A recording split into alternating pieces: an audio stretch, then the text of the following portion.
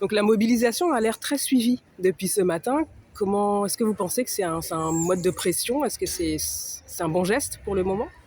Un bon signal plutôt? Alors, c'est une mobilisation qui est nécessaire, hein. Elle est importante.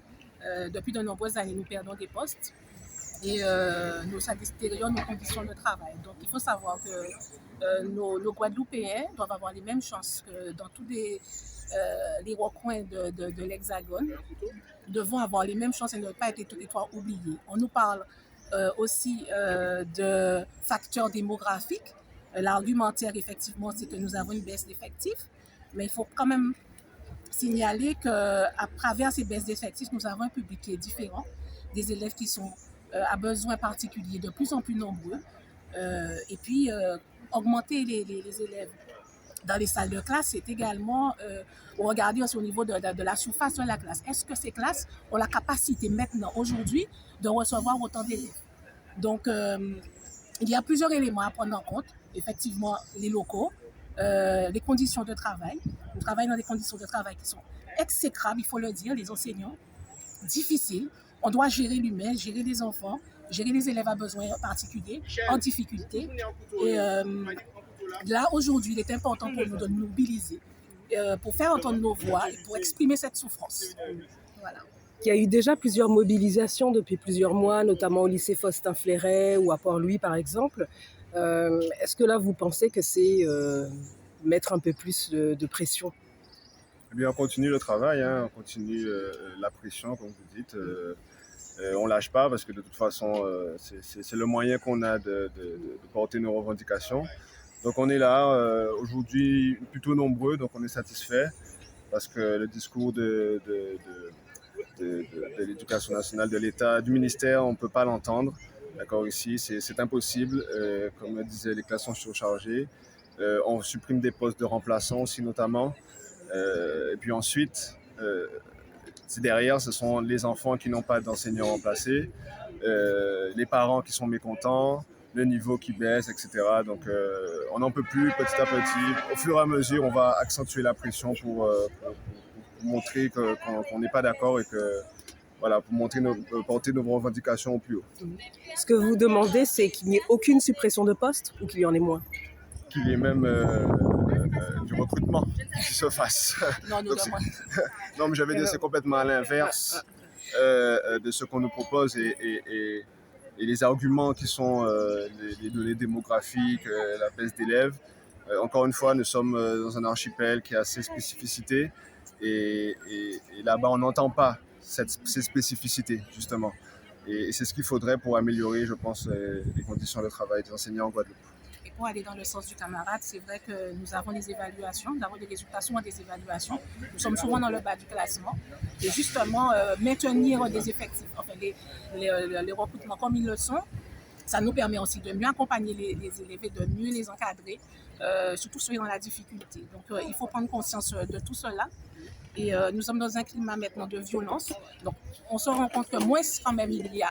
Quand les classes ne sont pas surchargées, on arrive mieux à gérer les élèves et la difficulté des élèves dans les classes. Voilà. Merci beaucoup. Je suis le secrétaire académique du SNCL FAEN. On s'était rencontrés à la mobilisation du lycée Faustin-Fléret à Morne-à-l'Eau. Depuis, j'ai appris qu'il pourrait y avoir 3 suppressions de postes au lieu de 5. Comment vous le prenez? Disons que la nouvelle n'est pas mauvaise, on dira, puisque effectivement, suite à notre mobilisation, suite au dossier Faustin que nous avons présenté à la rectrice, c'est sûr qu'après les 2 entretiens, nous sommes sortis de là pas contents du tout, fâchés, surtout sur le fait que nous estimions avoir mis sur la table tous les éléments permettant à la rectrice de revenir sur ces prévisions de suppression de postes. Et comme vous venez de le dire, ne voilà-t-il pas qu'il y a quelques jours, nous avons été surpris de voir notre chef d'établissement nous convoquer, nous représentants des personnels, pour nous annoncer que sur les 5 suppressions de postes prévues, il y en aurait aurait 2 qui seraient remises sur la table. C'est-à-dire que nous n'aurions plus que 3 suppressions de postes. Alors c'est une assez bonne nouvelle. Nous attendons que les choses se matérialisent, puisque on sait très bien que tant que nous n'aurons pas cet affichage de poste définitif qui est rétabli, voilà, nous ne serons pas même pour les choses. Par contre, nous estimons aussi que notre dossier tient toujours la route, et par rapport aux 4 suppressions de postes prévues, de classes prévues dans l'établissement, c'est-à-dire les 3 suppressions de seconde et une suppression de terminale, nous estimons qu'il y a un pas à faire aussi dans ce sens, puisque on ne peut pas admettre que sous couvert d'une trentaine d'élèves qu'on perdrait en seconde, qu'on nous supprime 3 classes de seconde. Et nous avons expliqué à la rectrice la dernière fois que Faustin réussit parce qu'en seconde, on a su sanctuariser des effectifs à 25-26 élèves en seconde, ce qui leur permet déjà de s'adapter dans un premier temps, d'être pris en charge, mieux prise en charge dans le deuxième temps. Et puis, il faut tenir compte aussi du bassin dans lequel nous sommes, qui est un bassin typiquement rural, avec toutes les, on va dire, tous les handicaps que cumulent ces élèves. Et qu'est-ce qui a, selon vous, a motivé la décision de passer à 3? Ben, je pense que moi, je me dis que, franchement, devant un tel dossier, je me permets d'utiliser ce mot-là, devant un dossier Faustin Fleurette, qui a été aussi bien monté, aussi bien ficelé, même après avoir maintenu la décision de supprimer des postes, tout le monde est en droit de se remettre en question.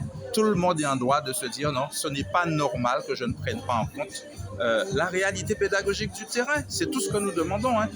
Prendre en compte la réalité pédagogique du terrain pour permettre à nos élèves d'être bien encadrés, mieux suivis, mieux accompagnés. Ça doit être étendu à toute la Guadeloupe pour le coup? Alors après, c'est au cas par cas.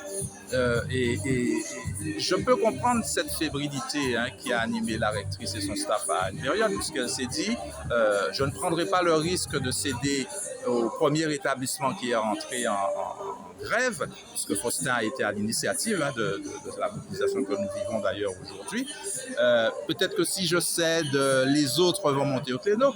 Non, nous pensons que le mot que nous devons retenir, c'est une question de justice. Les établissements ne se valent pas, c'est pas parce que Faustin réclame le rétablissement d'un certain nombre de postes que tout le monde sait avoir au cas par cas.